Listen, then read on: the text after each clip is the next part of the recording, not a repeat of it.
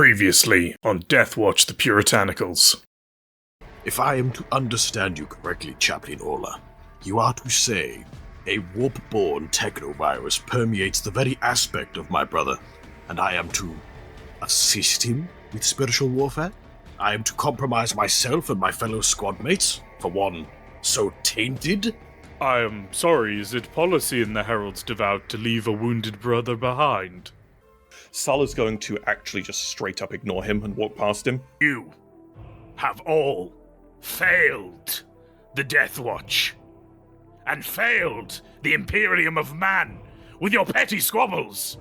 On his back is Ignis Renatus, and in a fit of sheer rage, he draws the blade, snaps it over his knee, and throws each of the new kill teams a half.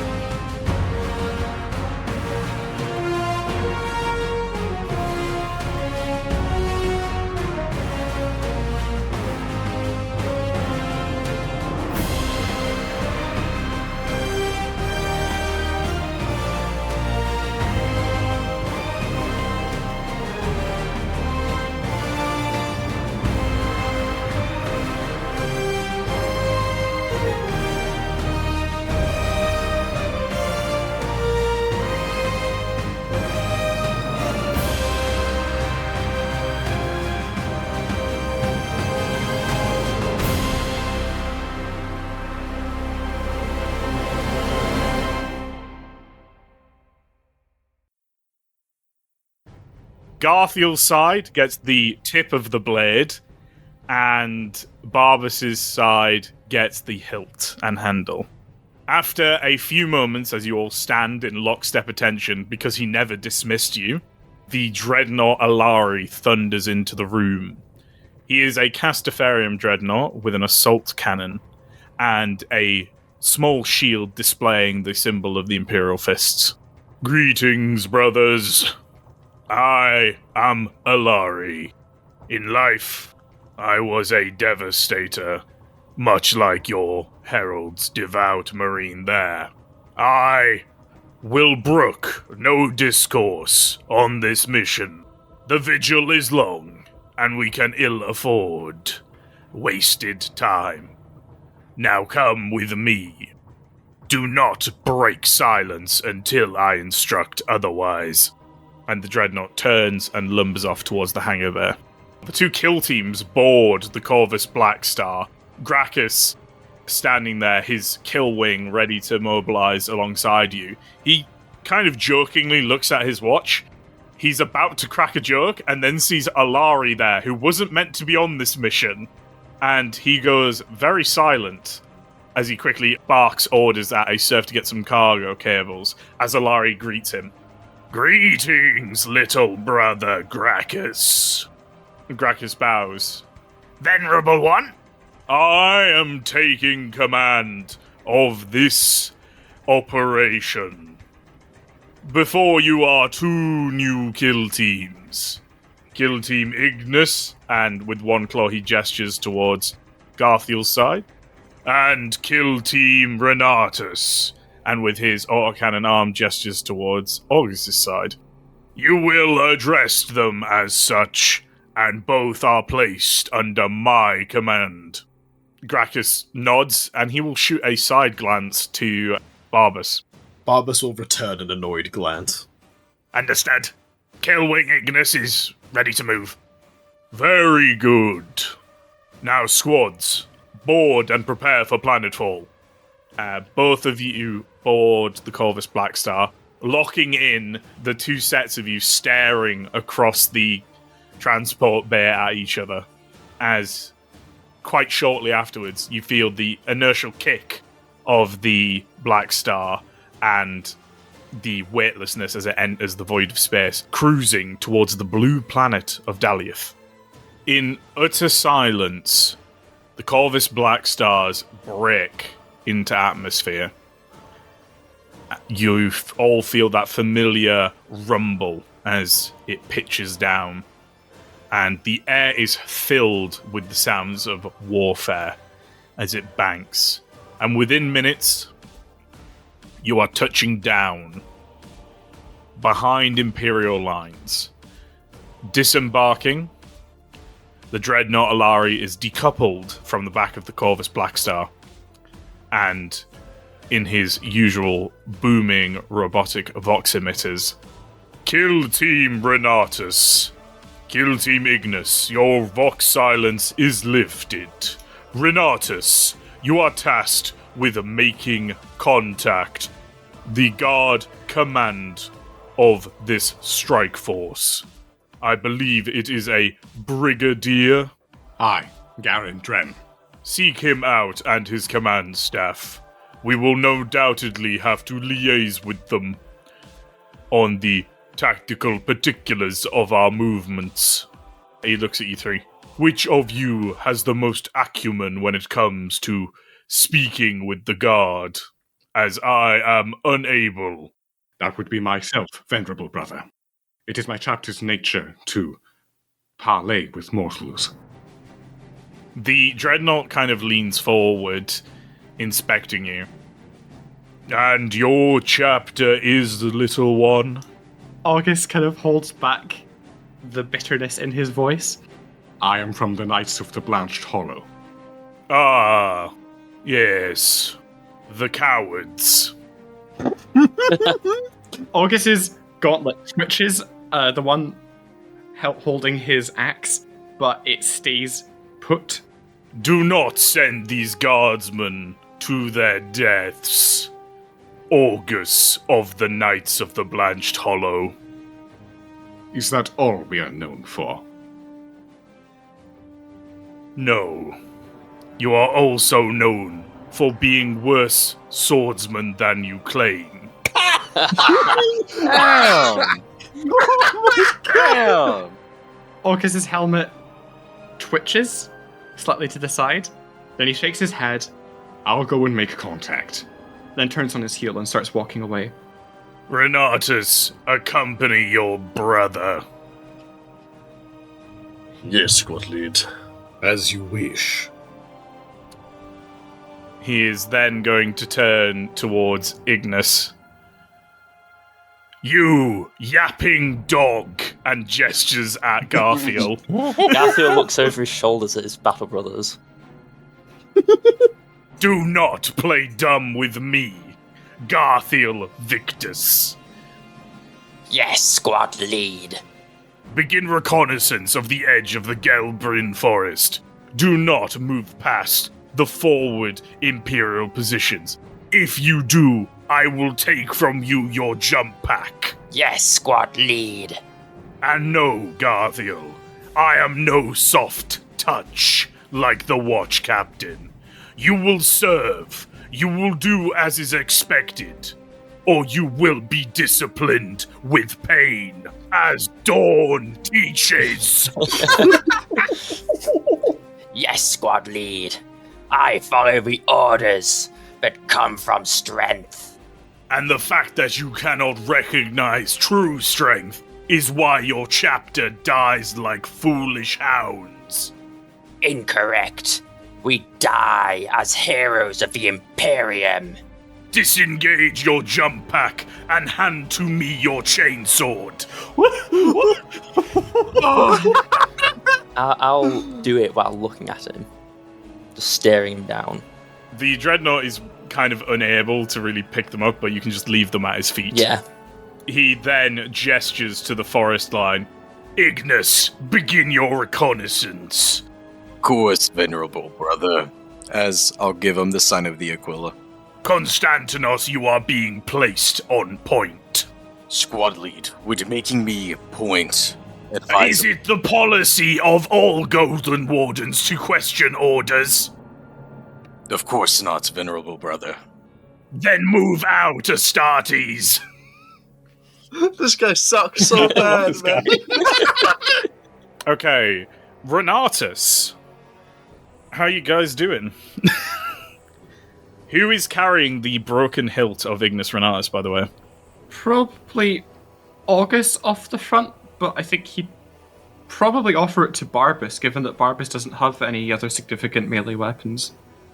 Barbas will give you a deadpan look, kind of gesture with his one free hand to the 4 boxes of heavy bolter ammo, the las cannon slung over his shoulder, and the heavy bolter he's holding in his hands.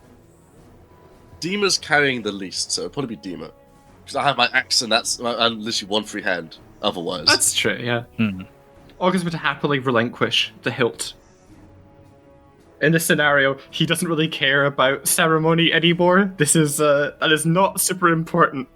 So yeah, as you guys are making your way through the guard lines, this is a little bit back from the front, maybe about a click or so, and they are just clearly massing here. There is a ton of Hydra turrets around this place, protecting it from Tower Air. They are scattered all around the place. You can see them basically all over. They've got a tight ring of anti-aircraft fences. There are, there's a whole regiment of tanks here. There's a whole regiment of chimeras, a whole regiment of guardsmen and foot sloggers. Towering over this area is, in fact, of course, the Titan battle maniple of your Legio Thanataris. And it takes you a little bit of searching and wandering around, but you do, in fact, find essentially like the little command tent they've got set up, which has the high command of the regiment, all the 3 colonels. The Moderati Primus Silas is already here. Well, Var, before we have to go looking around... Yeah? The first person August would try and contact is Lieutenant Kez, who gave him their Vox frequency. Yeah. No response. Oh. Is dead. Yeah, they died. Oh, well. Womp womp. August is sad now. That's his mood. Into the command tent. Or they just changed frequencies. In the command tent is Lieutenant Kez, dead on the floor. No. Yeah, no, Lieutenant Kez is nowhere to be seen. In there, the main recognizable face to you is now freshly commissioned Brigadier Garandren, a commissar who is extremely familiar to Barbas. I'm bringing it all back! Along with, obviously, 3 other colonels who are not important. The Moderati Primus and basically what looks to be another officer standing right at the shoulder of Garandren. Wait, this is the same commissar that me and Barbas bumped into trying to get motorbombs, right? Oh, sorry, yeah, a familiar commissar to Dima and Barbas. As soon as August steps in, he'll take his helmet off, lock it to his hip, and stride forward to meet with Garandren. Ah, Brigadier. It's good to see you alive and kicking. Ah, Kill Team Ignis. It's good to see you. He emphasizes the word see really strongly. August kind of purses his lips with a somewhat remorseful expression. It is my greatest shame that I could not have stayed with you longer in our previous contact. But this time, I'm here with Kill Team Renatus. Kill Team Ignis is elsewhere. I'll see. Did you get my Vox communique? He's referencing the previous battlefield. I don't believe we did, unfortunately. Ah, it was all I could do. We were called away. Well, the tower were jamming multiple communications, and they ambushed us several times in the same day, in the same hour, over and over again. I'd like you to know, Brigadier, that we did execute Kroot, numbering in their hundreds. They were ready to ambush you. Appreciated. It truly was. And I want you to know that I am sincerely repentant for our absence. I made an oath and I failed to live up to it. Oh, yes. I've been doing some reading. I know that's a very big deal tonight to the Blanched Hollow. August is going to do his best to hold his composure, but I think, honestly, this is going to have to be some kind of skill test for him to completely hold it together. Because even for the starties... This is technically a deception, then, so give me a fellowship check, or a deceive check. He holds his composure. An unmoving expression. It would be scrutiny to tell if he knows, wouldn't it? Yeah, it would be. You have no idea if he has only read the propaganda, or if, especially due to his now elevated rank, he has read the more secretive documents of your chapter. We're in a different segmentum. I'm sure it's fine. You were the only one in the kill team who identified your chapter to them. I was. Tell me what you need, Brigadier. Well, I believe weekly tactical assessments from your end should be. I presume you're commanding the Astartes if you're the one talking to me. These two, I am, yes. There are other elements operating. They're under the command And who commands them? Who's your high commander? It is the venerable brother Alari of the Imperial Fists. A venerable brother? He is interred within a dreadnought. You cannot miss him, I promise. Ah, I see. Difficult to talk to. Hard even for us sometimes, but he is a veteran, and he knows best in all things.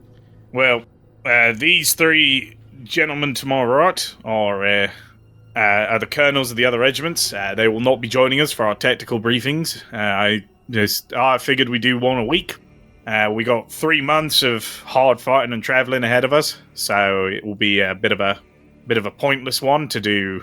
I can't see the tactical situation shifting. If we need to have an emergency meeting, we will have an emergency meeting.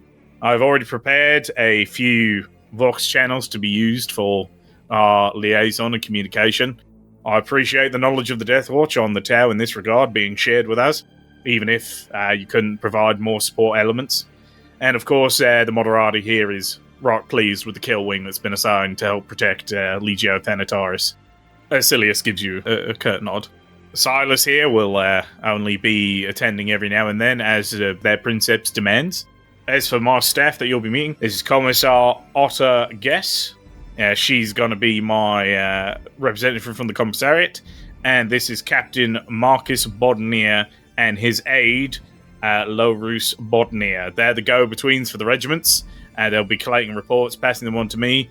It's a single command. I'm not a general, so I can't hold a command staff. So it's just me and a couple adjutants. Plus, it's easier to move light. We don't have to worry with all those people carrying little dishes with fiddly bits on. So if you need me for anything, give Marcus a ring. He's going to be at your disposal night and day, as he is mine. I will be in touch. The captain will step forward, make the sign of the Aquila, and bow very deeply. It's a pleasure to be working with the Adeptus Astartes. It is worth mentioning that my aide, LaRousse here, and he puts a hand on Larousse's shoulder and kind of pushes him forward. Marcus Bodnier is this very tall, willowy, blonde-haired, green-eyed man with a freckly complexion. Quite gaunt, thin features, though. Meanwhile, Larousse Bodnier is a shorter, stockier man, bald, pale skin with a big ginger beard and blue eyes. And Marcus is... LaRousse here may pick up my comm bead. As such, do not be alarmed. We share a channel. I understand. Marcus then, gives a nod. LaRousse gives kind of like a high, very shy salute and then steps behind Marcus. Otter Guest steps forward. She is a very tall, very stockily built woman, almost Amazonian in her kind of build, with long, black, mank hair. It's pretty, greasy. And her face is very sharp, almost as if it was napped out of flint. And she has purple eyes, marking her out as a native-born Cadian. She then gives a solid salute. Greetings, Astartes. I believe there will be no issue in the sharing of our supplies this time. August lets out a laugh. I heard from these two. I'm not sure what they were trying. Surely. I think they both need a bit of schooling in the matters of the Adeptus Administratum and its functions. You can thank our previous squad lead for that one. Ah, I see. Something of a rogue, is he? A dashing, daring hero? He was. He is, brother. He is. Not currently. Yes, well, those types always end up dead sooner or later. In my book, good logistical networks win wars, not daring, roguish actions. That's why you don't get to wear the power armor. That on your X2X chromosomes. Yes. Given recent experiences, I think I may agree with you on that one. But at the end of this, brother, I might remind us all, we'll be having to make quite the grim assault. We Astartes will take point on that and make it easier for you in any way we can. That platform is going to be hell to take, but we've come prepared. Well, we've been assessing that this morning, to be honest with you. We're pretty sure that Atramania isn't going to be able to bring down the fortress. We didn't expect any different. It is a mighty machine, by all accounts. But the Tau have their ways, their tricks. But we've come prepared, I promise you. Well, no, maybe you can answer this question for as a start. He kind of gestures down to the map, and there's a bunch of tokens laid out on it. We've just been wargaming out this solution here, which is, well, as the Moderati brought up here, and he genuinely gestures towards Silas, the Tau could simply move their mantas into the hangar bays and essentially use them as turrets, firing out at Atramania before it could even bring most of its weapons to bear. Essentially using them as still firing platforms. Any ideas on how to circumnavigate that? Defensive tactics time! None of you guys can even remotely fathom how to breach such a horrific assault target. August will look at his brothers, look at the table, sigh. I'm not so prideful that I can't see the necessity in this. He puts his helmet on. He'll take a pit capture, and he wants to send that over to Konstantinos. Meanwhile, heading towards the woods is Kill Team Ignis. You are now out of sight of the Dreadnought Alari, who's probably taking some moments to rest and reassess due to the mental strain placed upon the incumbent of a Dreadnought chassis. As we're walking away, Sala's going to stop dead, stood next to Garthiel. He's going to take off his helmet, and he's going to say, I'll speak plainly, Brother Garthiel. I want blood. I crave it in ways only you might truly grasp. But the Watch Captain, he is wrong. Faithless and blind, he is wrong. More important than settling my bloodlust, I would have us show him the truth of his folly. You are the strongest among us. Let this blade speak the truth he refuses to hear. and Sala's going to unstrap his power sword and just press it to Garthiel's chest. Garthiel sort of looks at you. I pity you, Sala. Your new state. I preferred the old one. You should watch your words about the Watch Captain. Even I sense the heresy in your voice. Are you taking the sword, or are you just ignoring that? I push it back onto you. You keep it. You need it. You say you need blood. Why? Because I am angry, Brother Garthiel. I believe in your bloodlust, Garthiel. It's the one thing about you that's never wavered. I want you to show me that there's more to you than just that thirst. I want you to show me that your edge has a hand to guide it. I want you to show Konstantinos and I that you can lead. We will follow if you assert yourself. Do you grab the sword? I'm just holding it there. It's kind of just held in like that middle place right now. It's kind of just held in that middle place. Sala's still hoping you'll take it, but if you don't, then he'll pull it back. Garthiel, who has the tip of Ignis Renatus tucked away in his chest belt, which would attach his jump pack, takes it out and slides it into Sala's hand. If you believe in me, Sala, I can prove you both right. You may only see a bloodlusted brute, but I am much more. I have grown much more. You will see. Sala's just going to say, You're impossible, Brother Garthiel. and he's going to let the end of Ignis Renatus that's being held against him just sort of slip. And he's going to pull his power sword back, and he's just going to continue taking point. As you step forth, I just put my arm out to your chest and push you back. Pick it up! As I point to the tip of Ignis Renatus. Among my people, if one who gives a sword reveals a hollow heart, that weapon is cast aside, for it carries ill will and misfortune. If you want it in a set of hands so badly, pick it up yourself. Pick it up, Sala. Now. You said you would trust in my leadership. That tip of a blade represents my faith in you, Sala, and the Watch Captain's words. It may be shattered for now, but it will be reforged stronger if you keep it with you. Perhaps you will learn from it. Be reforged yourself. Sala will visibly turn his head towards the sword on the ground, stare at it for a moment, then back to Garthiel for a second, before just silently nodding and moving to pick up the sword. or the remains of the sword. Garthiel, Sala, pick up the pace. We do not want to disappoint the Venerable One. Constantinos is right, Sala. Come, let's go. By your lead, brother.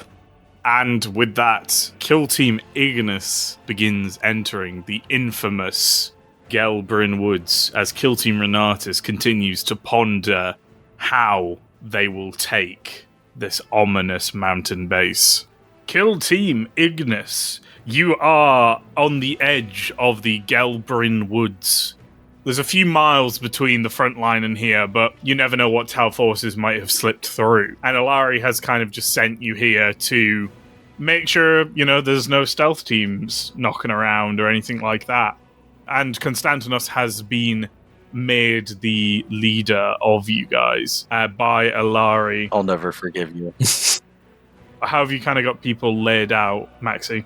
Probably at the moment, seeing that both Garthiel and Sala is kind of crippled melee weapon-wise right now, Constantinos would probably arrange himself at least at point and have his battle brothers being just slightly behind him, shoulder to shoulder. Tactical spacing. And what are you doing for kind of securing the area and scouting? Constantinos is probably making a note of every little detail he can while moving up slowly, making sure that there's nobody eyeing up on him, there's no red dots on him, seeing if there's any heat signatures in the distance, that type of thing. All right. Do the other two, you guys want to do anything, or? I will keep an eye on the deep forest. You can hear the sounds of battle in the distance. There is probably some light engagement going on. It just sounds like small arms fire. Do we know generally where that could be? There is fighting up and down the entirety of the woods, basically. So, could be anywhere. All right. And what were our exact orders? Just recon to the edge, or were we supposed to go into the woods a little bit to do more recon? You were supposed to recon the edge of the woods. So, you are multiple miles from the front line, and you're being told to recon an area that... It depends how you want to interpret it. You could view this as wasting time, or you could view this as Alari being kind of paranoid about security. Which is, valid from one paranoid to another. To be fair, they have stealth suits. Yes, to be fair, they have stealth suits as well. Do you mind if I roll awareness? Yeah, go ahead. Could I do the same? Yep. I guess I'll do it too. After a thorough surveying of the area, you three determine there are no stealth suits, there's no signs of the Tau. The area has telltale signs that a battle was fought here. You actually do find some, shards of broken Tau armor, maybe a helmet buried in the trees with a head still inside of it. There was a fight here.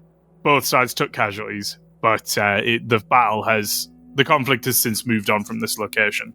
Do I notice any important tech, or is it safe to say that this area is good? Safe to say this area has been picked clean of corpses, and the stuff you found, you only refound because you're Astartes.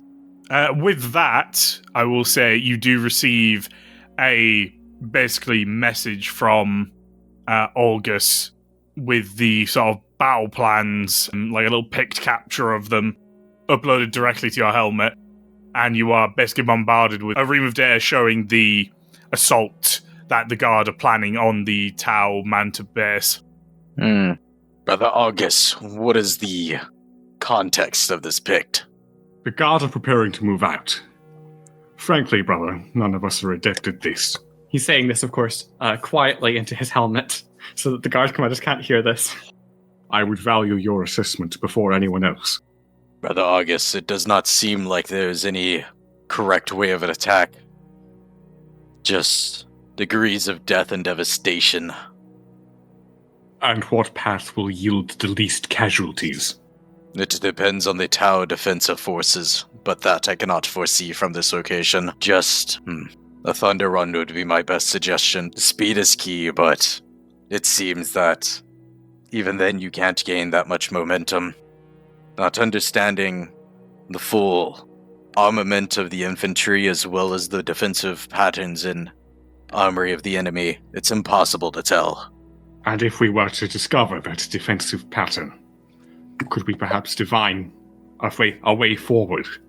Knowledge is power, brother. Guard it well. If that is all, brother, I have reconnaissance I must get back to. Very well. My thanks for your counsel.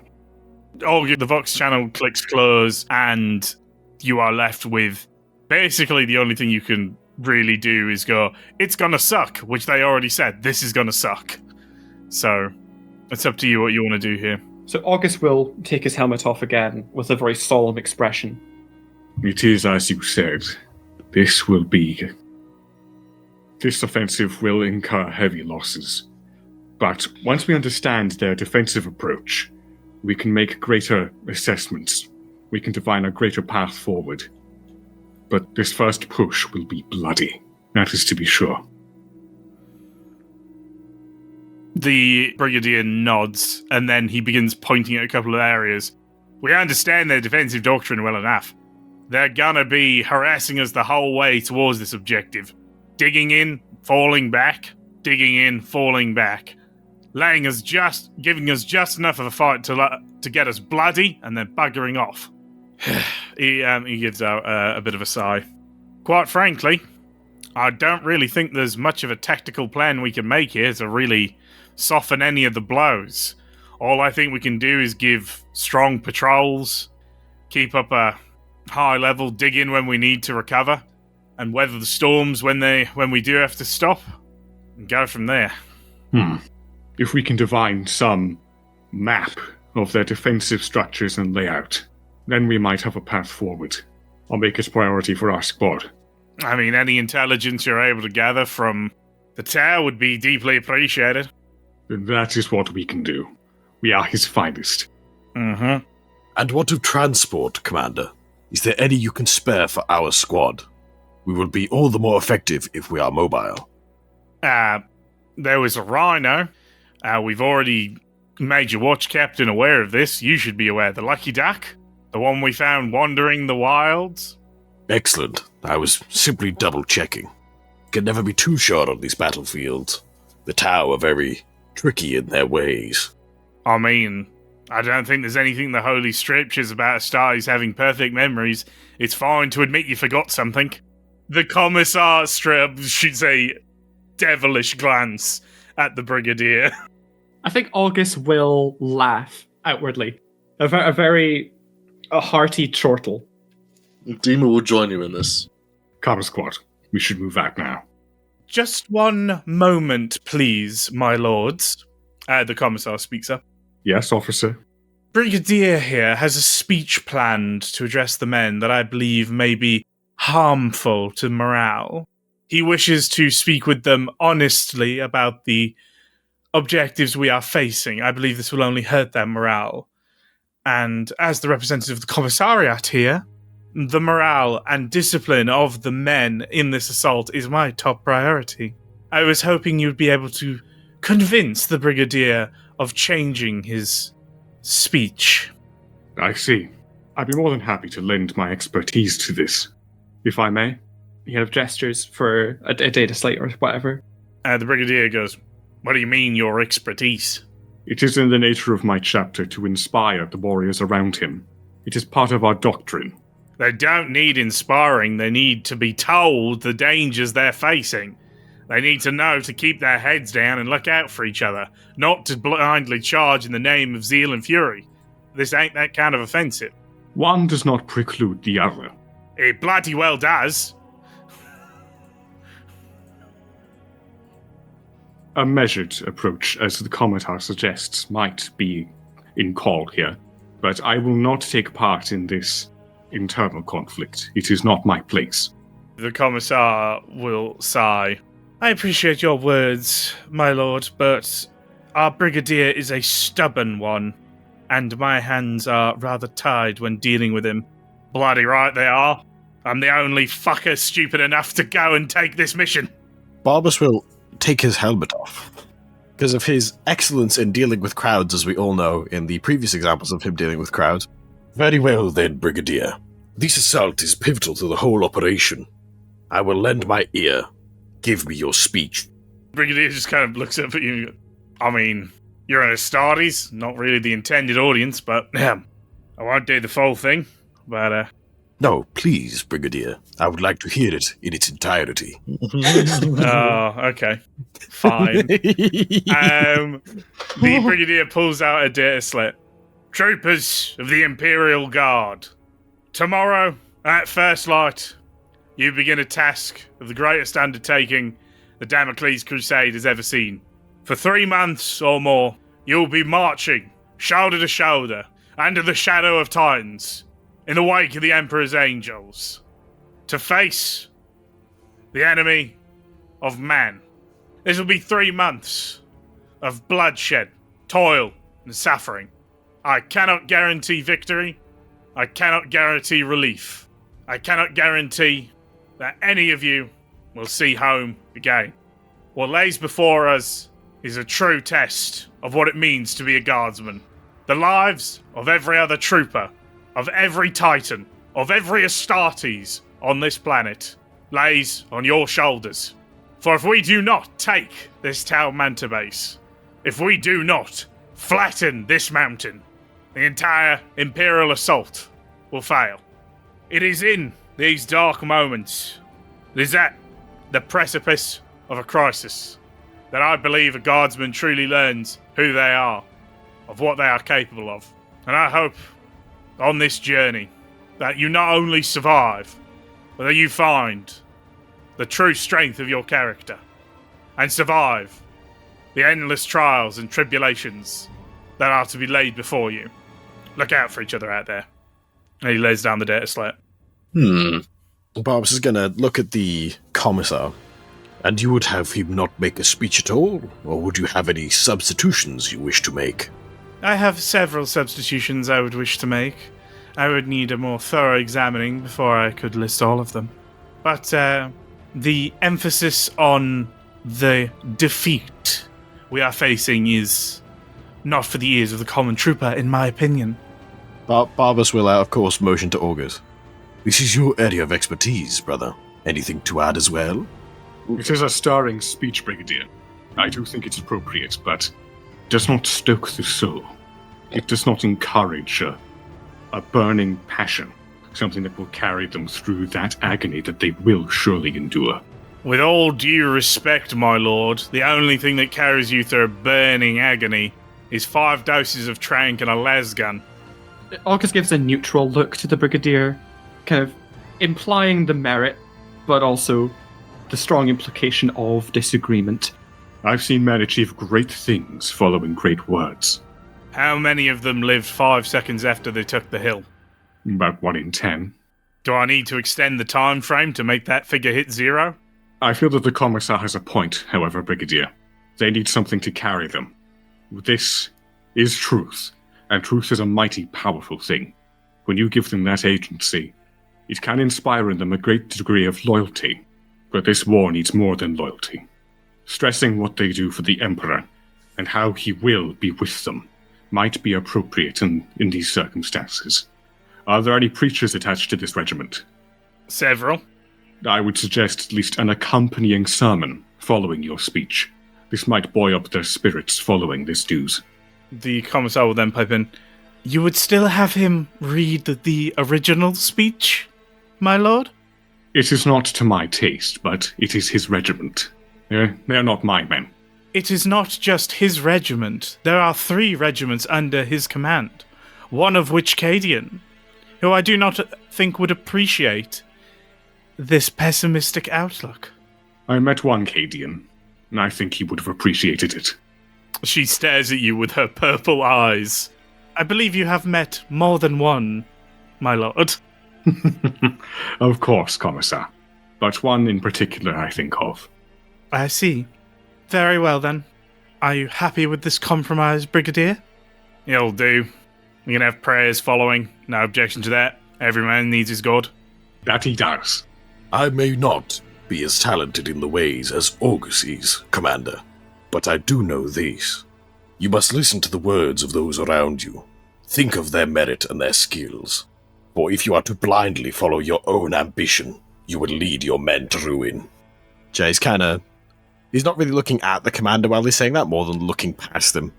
The Brigadier will kind of tilt his head and go, "Thank you, my lord, but I assure you, after what we endured on Sayakel, I have no thoughts of advancement anymore. This Brigadier rank that has been bestowed upon me for this operation is my tombstone, and I intend to bring as many of the blue bastards down with me as I can, hopefully under that mountain. Thank you very much for attending this tactical tete-a-tete." As the Emperor wills. And we'll sort of shuffle out. Yep, you all head out. Once we get out, Andemo's just gonna sort of pat Barbas on the shoulder. "I didn't know you had such a way of words there, brother." My chapter is known for their talented orators, Dima. You would do well to listen to one of my sermons. I may take you up on that sometime, if you do one. Alright, and with that, you guys are, well, you're not really sure what you're meant to do. You know the rhino that has been requisitioned to you is somewhere around here.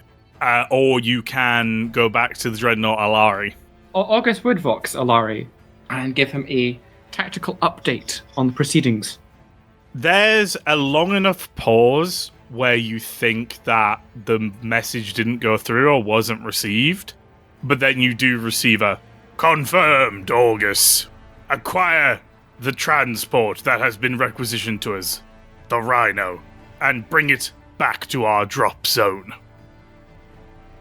Aye, squad lead. And turning to his brothers, Well then, we should get looking. Do you just start wandering around the motor pool just trying to find it? yeah, just wherever the vehicles are being kept. Yeah. Meanwhile, while you're wandering the motor pool, kill Team Ignis! You have finished your recon of this area of tree line. There's not really anything left to check out. You've secured the area, and you're very sure there is no tower around here. Brothers, I believe our reconnaissance has concluded. Let us retrieve my jump pack then. Of course, brother. Honored brother Alari, reconnaissance is complete. Should we return back?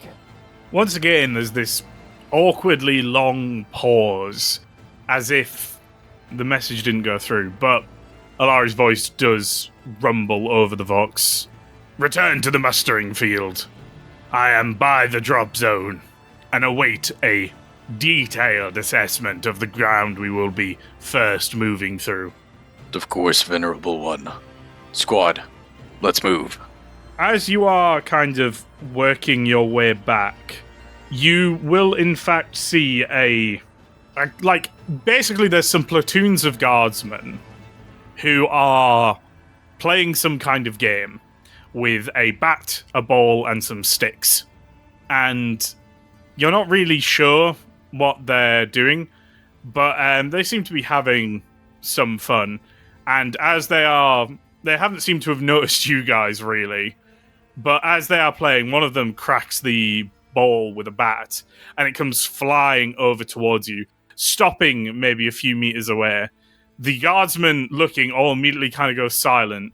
Some of them drop to their knees, presenting signs of the Aquila. You notice that is only the Cadians doing that. And a few of the Brimlockers.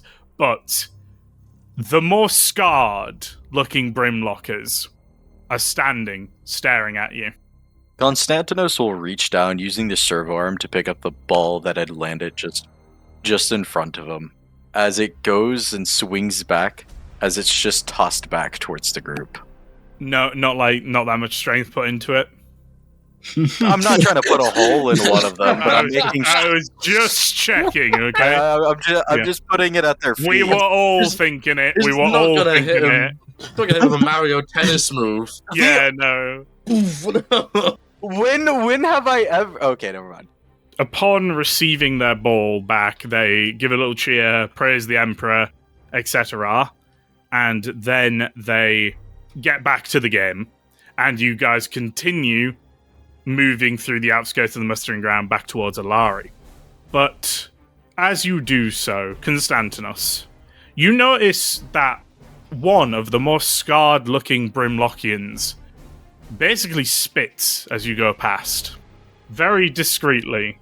The Konstantinos most likely would not care. You sure you don't want to let us roll for awareness to see if anyone else saw this? I did just kind of randomly roll to see who gets to see. Go on. We'll allow awareness checks from the both of you two as well. Oh, no. No modifiers, yeah? 20. You did, however, also fail.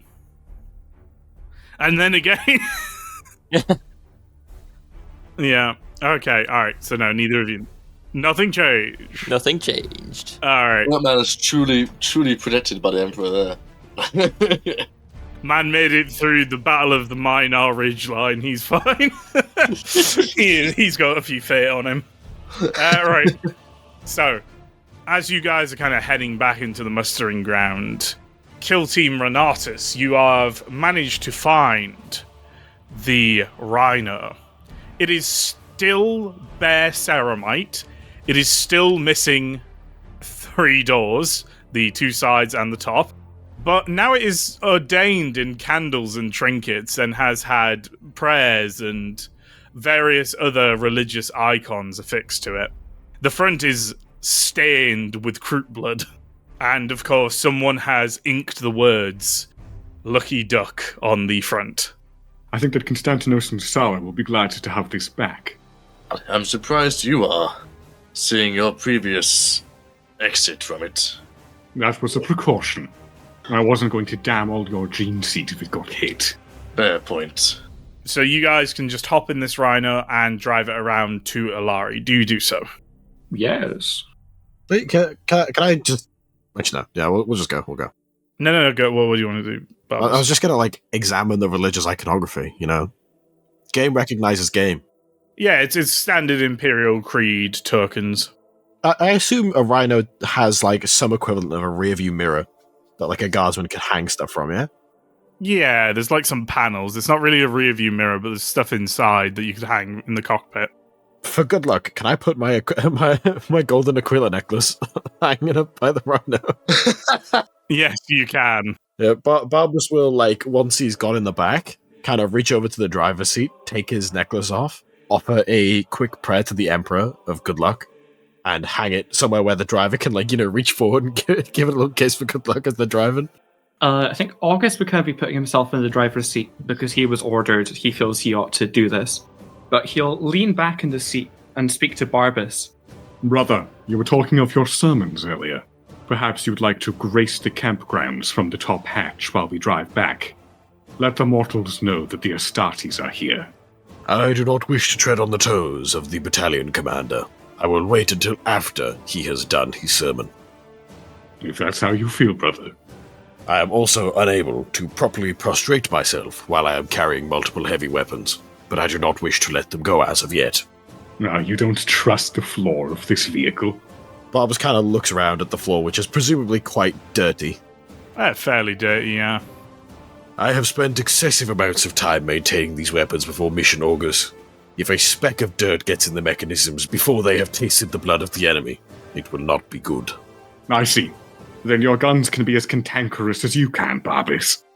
I do not believe now is the time for jabs, August. Not with our squad in the state it is in. No, perhaps you're right. I meant nothing by it, brother. Let's return.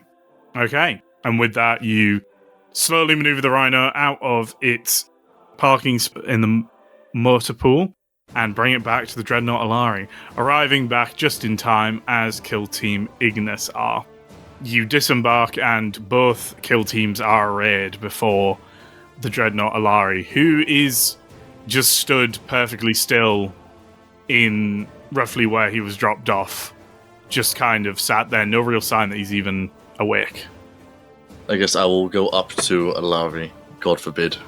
Squad lead, we have retrieved the Rhino. As you are approaching and speak, the Dreadnought takes a few moments and then spurts into life. Affirmative. He then, twitches a little bit to the left. Kill Team Ignis. Constantinos, please transmit a full scan of the area to my sensor array. Constantinos will do so, sending him the pics and all of the recordings and every bit of information he has collected, not only from himself, but Garthiel and Sala. The Dreadnought will sort of stand for a moment before quickly barking out, "Very well. This ground is secure. This area is of low tactical threat. However, this can change swiftly. You are stood at ready until further notice. There is nothing else of tactical imperative to us here at the moment. We move at first light with the column. Am I understood, kill teams?" Yes, squad lead. Yes, squad lead. Affirmative. "Very well, kill teams. Stand at the ready." And then Alari just kind of goes back to being a big statue. You've been told to be ready for combat at a moment's notice, but you haven't actually got anything to do. And it's the sun is starting to set. Guardsmen are starting to shuffle over to hear the Brigadier's speech and take their evening prayers. So what would you like to do? August would like to go and watch the speech. He intends to observe how the crowd reacts. He wants to sort of gauge what their temperament is so that he can better speak to them in future. Konstantinos would probably just be working on the Rhino, cleaning it up, communing with its machine spirit, trying to, please it, all of those types of things. Shh, baby, daddy's back, I don't know, Maxie. I will join August in going watching the speech. Sala is going to join Konstantinos with the Rhino. That would leave Konstantinos and Sala dealing with the Rhino, Barbas and August going to the speech, and Dima and Garthiel alone in front of Alari. The pair of you are working on the Rhino, tuning it up where you can, and Konstantinos. Brother Sala, may I partake in some of your wisdom? Sala's going to stand up from whatever abstract part of the Rhino he was tending to, and he's going to look up and make eye contact with Konstantinos, and he's going to say, "No." And then he's going to get back on his knees and continue tending to the Rhino. Okay. The autism is strong here. My apologies, brother. Sala just ignores him. The pair of you continue to work on the Rhino in relative silence, only really exchanging words to optimize your workflow and improve the Rhino. Meanwhile, August and Barbas, you watch the Brigadier give his speech, and you watch the crowd closely as you do so, and you notice 3 distinct groups emerging, each really based upon regiment. The Brimlockian veterans, the direct regiment that is under the Brigadier's command, are very clearly in favour of this speech, but that might have more to do with the speaker than the speech itself. The Cadians are a little uncomfortable. This speech doesn't really seem to have sat well with them. They don't quite like this implication of inferiority, almost. And then there is the other Brimlockians, who seem to appreciate the honesty, but they're certainly a bit nervous at the trials ahead. But they seem to trust this Brigadier's words. And you notice that only really the Cadians take to the prayers afterwards. The Brimlockians kind of mumbling their words, and there's definitely no fire of faith there. Barbas, he knows how to read a crowd in some respects, but not many. So he's gonna, not turn to August, but just, speak over the vox. How did the speech go, August? I'm not familiar with the effects a speech of this kind may have. It went about as well as the Commissar thought. The Cadians took well to the prayer, and I'm glad they liked it. But, only the older Brimlockians, ones that have seen war, only they liked his speech, really. It's concerning. Perhaps his bitterness is spreading to the regiment. I don't even know how to go about this, really. These guys don't like Astartes that much, because we totally ditched them at a really pivotal battle. So for one of the guys that ditched them to walk in, set up a little prayer space, and try and, religiousise them, even with a good improv speech, I don't know if I've got this one. What is Barbas's body language at the minute? Standard Astartes combat drill, because that's what Alari said, so he's, ready for any given threat. Wound like a spring, ready to go. Like, August feels a moment of silence pass.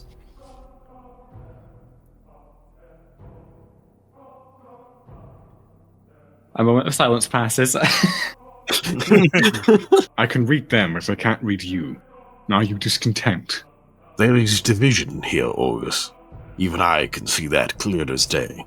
Though it is not our place to fix this division, it will affect the mission at large. On that we can agree. I know your chapter, with your Moritat, is able to radicalize mortals to a degree. Is this a situation you will be able to remedy, August? Not on a small scale. One battle at a time. I could persuade squads, but at this scale, it becomes difficult. Diplomacy becomes an obstacle.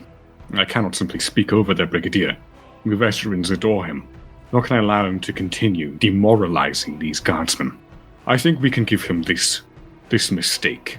All humans are imperfect, but we cannot allow it to repeat in the future.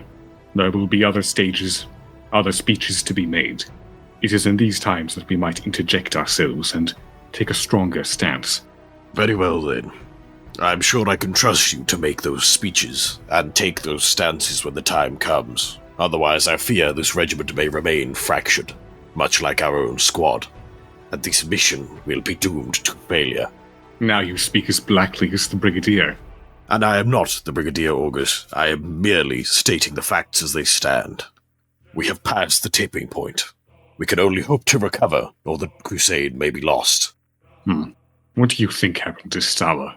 He's changed. If he will not tell his brothers, August, then it is not our place to pry. But it is our place to make sure his new attitude does not affect the squad at large. He is playing into Garthiel's ego. This must be stopped before it can spread. I am quite unsure as to what Konstantinos is playing at, but I will only assume there is good reason behind it. Lest it be something deeper than that, though the chaplain, as he says the word, he kind of grimaces a little bit, has assured me otherwise. The battlefield exists as much as it does out here as it does within our squad, August, and it may be our job to bring it back together. I would like to think that, but I worry. The watch captain seemed deeply perturbed by these changes. It will come with time, and although we don't have it in great measure, this battlefield, ironically, is where we will have it. Though you may not feel it, August, the God Emperor stands with us more than ever now. Or at least, I hope he does. For if this is where he has ordained us to die, let us go out with honor and glory, and take as many of those Xenos with us as we can. Aye, brother. And with that, we bring ourselves back to the Dreadnought Alari, in front of who Dima and Garthiel have been milling around a bit as the others have spread out. But a few moments after they have been left alone... Dima, why do you wait here? I was simply gathering my thoughts, trying to make sense of our new squad lead. He is quite the harass, isn't he? He is. It reminds me of home, although his methods are different. I would have been beaten, not had my equipment taken. Perhaps there is a lesson to be learnt there. And what would that be, Dima? That not every solution is through violence. Garthiel puts his hand to his chin, pondering your words. Dima, why do you detest the idea of me being squad lead? Dima's sort of body language is just gonna... You can tell he wasn't expecting you to ask that question, so he's like, You stand there and ask that with a straight face. Does your reflection not tell you all you need to know? My reflection? Yes. Do the scars on your body not tell tales of your recklessness? Do they not show you how little you care for leadership, going off on your own and getting yourself hurt? It shows me my strength, Dima. How I have toughened through battle. How I have sacrificed my body for my brothers. And how I have taken beatings for my lessons. That's exactly the point. A leader must preserve himself, to make his and his squad's actions and lives mean something, not chase glory like a dying dog. And what do you chase, Deemer? When you are squad lead in your infinite age, you must have been one once. Yes, I have. And at that point, I stood where you stood, and fought what you think in the heat of battle, swinging my axe for no one but myself, and suffered the consequences as such which you have yet to. What consequences were those, Deemer? And the death of my mentor, of all the brothers of my age I cared about. Do you know what it's like, being in your chapter 300 years older than any recruit, yet still being the same rank? Do you know what it means to suffer the loss of all of your brothers of your age, of your generation? I do, Deemer. It happens to my chapter often. You have seen loss, yes, but not on the scale I have. Have you seen the majority of your chapter wiped out in what feels like the blink of an eye? I have not had the displeasure, no. You have never seen strength when you needed it most. You have never witnessed the true terror of facing an enemy your whole chapter could not hope to defeat. So, you do not vote for me because I have not suffered? Correct. You get aware of your recklessness far too much. It makes me sick, the authority you grant, that you waste. You see Garthiel begin to huff and puff before he straightens himself out. So, Deemer, if you think me so reckless and wish to see me suffer, how would I prevent such an action from occurring from your knowledgeable past? And that is a question I do not have an answer for. Simply something you must find out or experience for yourself. Until you can learn the true meaning of your actions and self-control, you will not receive my vote. Self-control? You call me out on that? I have seen you when the forces of Nurgle present themselves to you. You lose yourself more than I do. It is hypocritical of you to spout this nonsense to me. Yes, that is hypocritical, you're correct, as much as I'm loath to say it. But upon seeing that thing, it's as if seeing my own failings, wrongdoings, and the death of my chapter personified.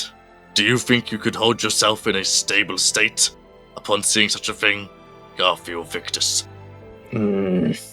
I suppose I see your point here, Deemer.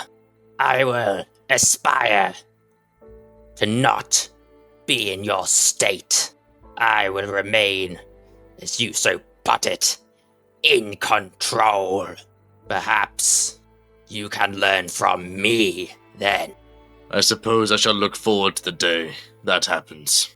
Well, how about we look forward to it now? I'm about to wake our squad lead and ask for my jump pack and chainsword. My control will be tested then, if you would accompany me. Deemer's actually gonna facepalm it a little bit, like just the left side of his face, just to sort of contemplate that. Yes, I suppose I will. And he'll offer out like a handshake, forearm like grab, the manly one. Yeah, Garthiel responds in kind, grabbing your wrist, pulling you in tight before slapping your back. Hey, Varvris here, coming at you from the void once again. Thanks for watching. Make sure to like and subscribe. And don't forget to share your favourite moment from this episode in the comments or on the Discord. It might get turned into an animation. As always, a massive thank you to the patrons who are scrolling by now. We literally wouldn't be able to do this without you. You'll also be seeing some sick fan art from the Discord flicking by too. Don't worry if you can't afford to support at all. Watching, sharing, and being a part of the community is a big help too. I also stream on Twitch for those who don't know, so don't forget to head over there and hit the follow.